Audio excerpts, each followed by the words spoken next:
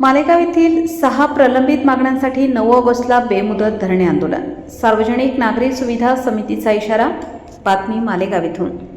सार्वजनिक नागरी सुविधा समिती मालेगावने शहरातील 6 प्रलंबित प्रश्नांबाबत मालेगाव महानगरपालिका आयुक्तांना लेखी निवेदन दिले आहे.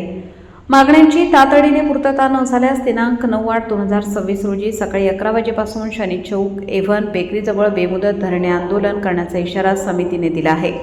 सरदार चौक, सांडवा पूल हा दुचाकी आणि 3 चाकी वाहनांसाठी त्वरित खुला करावा. एव्हन बेकरी ते शनी मंदिर या रस्त्यावर पडले खड्डे त्वरित काँक्रिटीकरण करून बुजवावेत. शहरातील मोकाट जनावरांचा बंदोबस्त करावा. महात्मा फुले भाजी मंडई येथे सुलभ शौचालय योजना राबवावी.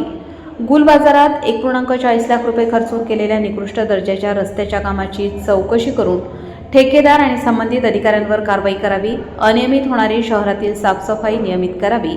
समितीचे अध्यक्ष रामदास खंडू बारसे यांनी दिलेल्या निवेदनात म्हटले आहे की वरील सर्व मागण्या अनेक दिवसांपासून प्रलंबित आहेत. वारंवार मागणी करूनही प्रशासनाने दखल घेतली नाही. त्यामुळे 9/8/2026 रोजी सकाळी 11 वाजेपासून श्रीनी चौक एव्हन बेकरी जवळ बेमुदत काळासाठी धरणे आंदोलन करण्यात येईल. आंदोलनामुळे होणाऱ्या कोणत्याही परिणामांसाठी सर्वस्वी महानगरपालिका प्रशासन जबाबदार राहील असेही त्यांनी स्पष्ट केले आहे. वृत्तसंकलन गोपाळ सोनवणे, मालेगाव.